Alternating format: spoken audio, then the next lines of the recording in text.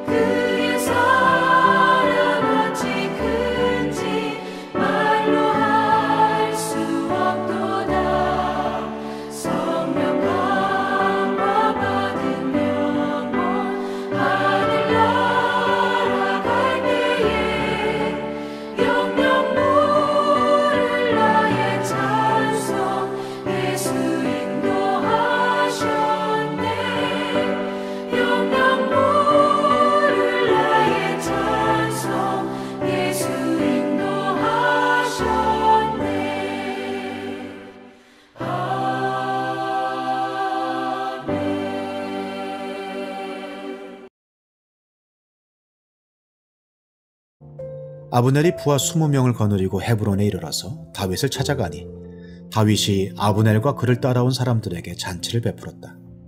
잔치가 끝나자 아브넬이 다윗에게 말하였다.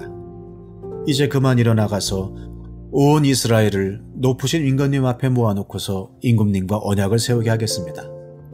그러면 임금님이 원하시는 어느 곳에서나 원하시는 대로 왕이 되셔서 다스리실 수 있습니다. 다윗이 아브넬을 떠나보내니 그가 평안히 떠나갔다.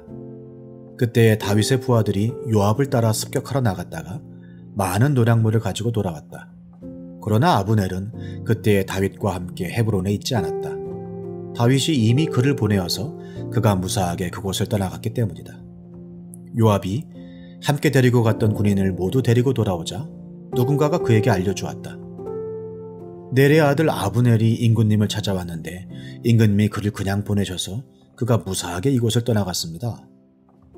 이 말을 듣고 요압이 곧바로 왕에게로 가서 항의하였다. 임금님이 어찌하여 이렇게 하실 수 있습니까? 아브넬이 임금님께 왔는데 임금님은 어찌하여 그를 그냥 보내어서 가게 하셨습니까? 넬의 아들 아브넬은 임금님께서 잘 아시다시피 임금님을 속이려고 온 것이며 임금님이 드나드는 것을 살피고 임금님이 하고 계시는 일도 모조리 알려고 온 것입니다. 요압은 다윗에게서 물러나오자마자 사람들을 보내어서 아브넬을 뒤쫓게 하였다. 그들은 시라 우물이 있는 곳에서 그를 붙잡아서 데리고 돌아왔다. 그러나 다윗은 그 일을 전혀 몰랐다. 아브넬이 헤브론으로 돌아오니 요압이 그와 조용히 이야기를 하려는 듯이 성문 안으로 그를 데리고 들어갔다. 요압은 거기에서 동생 아사엘의 원수를 갚으려고 아브넬의 배를 찔러서 죽였다. 왕을 세우시는 하나님의 이야기 사무엘서. 사무엘서는 계속해서 반복해서 말씀드리지만 다윗의 정권의 정당성을 강조하고 있습니다. 다윗이 사울에게 반역하지 않았고 다윗은 결코 사울의 왕위를 빼앗으려 하지 않았다. 사울이 죽은 후에도 다윗은 무력과 힘으로 사울의 자리에 앉으려 하지 않았습니다. 자, 이제 사울의 왕조에서 사울의 아들 뒤어 왕이 된 이스보셋과 실질적인 실권자 국방부 장관인 아브넬 사이에 갈등이 생기고 관계가 틀어집니다.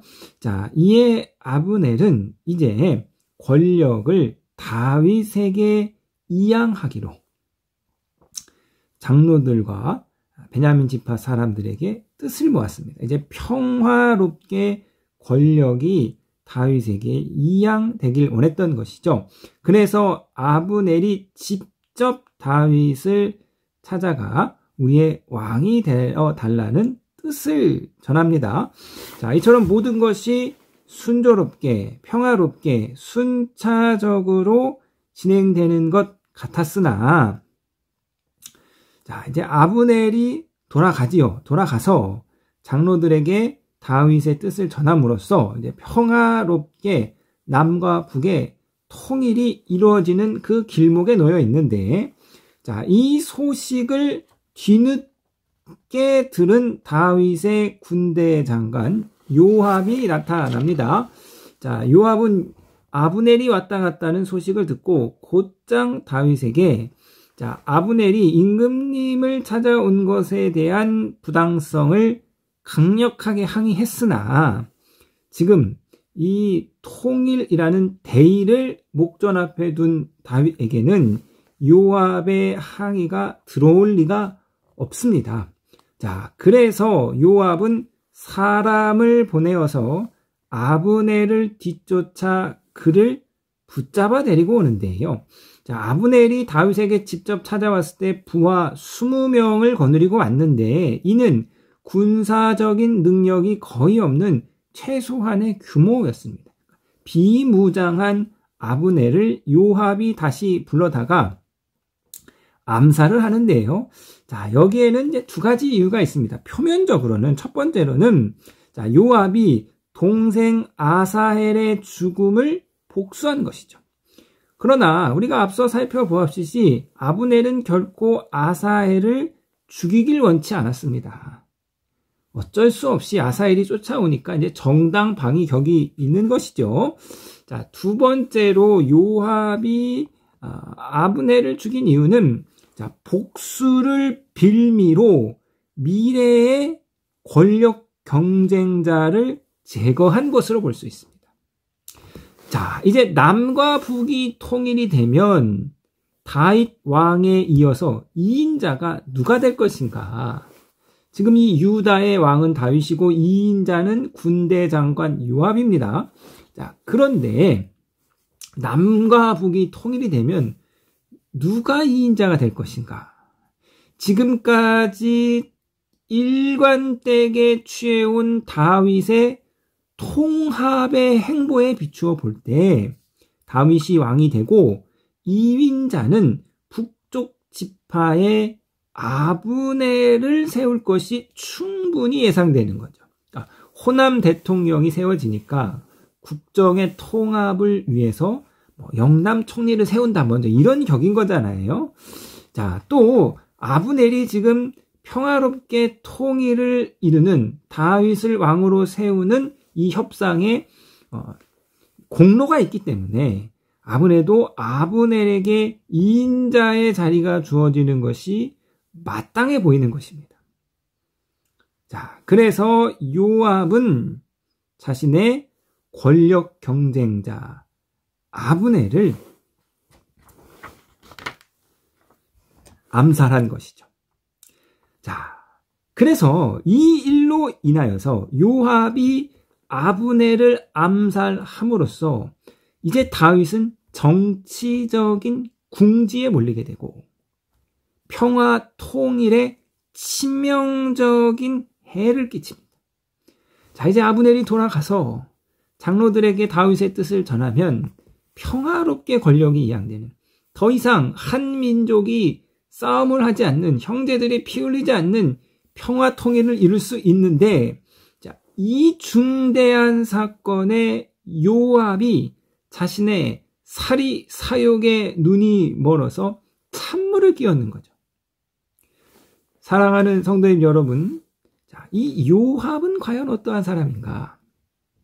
우리가 앞으로 이 요압이라는 인물을 이제 우리 사무엘 하를 살펴보면서 줄곧 만나게 되는데요. 요압은 한마디로 말하면 이익을 섬기는 사람, 자신의 이익에 충성하고 맹종하는 사람입니다. 자신에게 이익이 되면 무엇이든지 하는 사람이죠. 요압은 다윗을 섬기는 사람이 아니에요. 국익을 생각하는 사람이 아닙니다.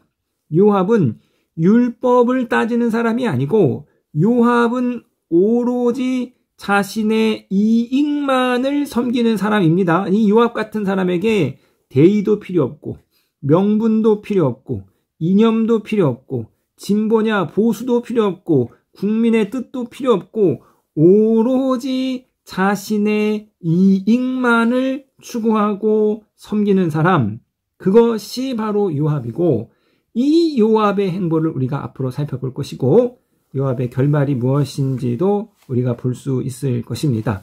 자, 살아가는 성도님들, 모든 인간은 다 자신의 이익을 추구하고 이익을 섬기고 자신의 이익을 확보하려 하지요.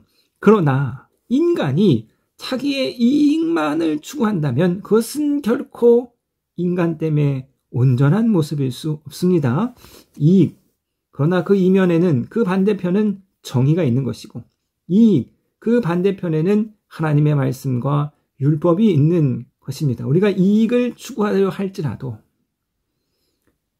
그럼에도 불구하고 하나님의 말씀을 추구하는 것이고, 내 이익과 상충된다 할지라도 공의와 정의를 실천하기 위해서 손해를 보고 위험을 감수하고 때로는 용기를 내는 것, 이것이 인간됨의 참 모습이요 신앙의 참 모습입니다.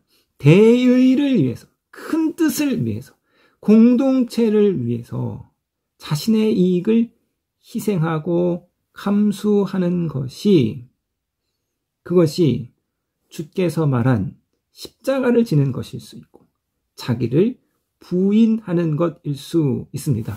그러므로 저와 여러분, 요압과 같이 내 이익만 섬기는 어리석한 우상 숭배자가 되는 것이 아니라 진리와 말씀을 따라가는, 때로는 손해도 감수할 줄 아는, 때로는 용기도 낼 줄 아는 그러한 하나님의 사람이 되시기를 주님의 이름으로 부탁드리겠습니다.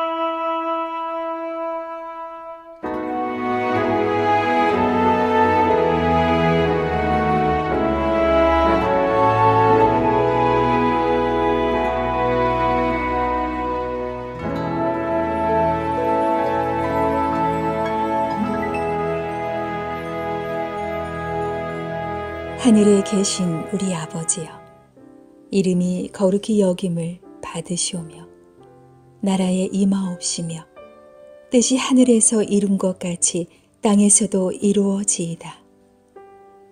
오늘날 우리에게 일용할 양식을 주옵시고 우리가 우리에게 죄 지은 자를 사하여 준 것 같이 우리 죄를 사하여 주옵시고 우리를 시험에 들게 하지 마옵시고 다만 악에서 구하옵소서. 대개 나라와 권세와 영광이 아버지께 영원히 있사옵나이다. 아멘.